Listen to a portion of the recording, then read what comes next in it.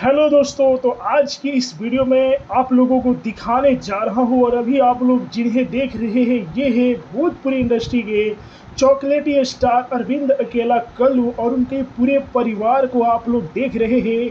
और उनकी पत्नी का नाम है शिवानी चौबे। जी हाँ दोस्तों, ये है अरविंद अकेला कल्लू की पत्नी शिवानी चौबे।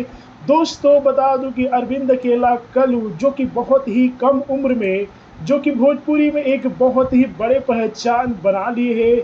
और ऐसा नहीं है कि बिहार से लेके उत्तर प्रदेश के लोग भी अरविंद अकेला कल्लू के जानते हैं, क्योंकि इनके गाने पर अक्सर लोग ठुमका लगाते हैं, चाहे वह गाना हो नाच रे पतर की। जी हाँ, आप लोग सुने ही होंगे।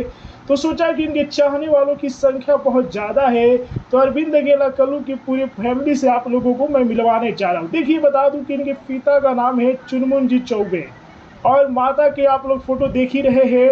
और ये जो कि तीन भाई है, मतलब कल्लू के अलावा और तीन ब्रदर है इनके, जैसा कि आप लोग देख रहे हैं।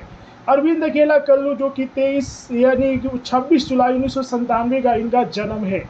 जी हाँ, तो देखिए, और ये बक्सर बिहार के रहने वाले हैं।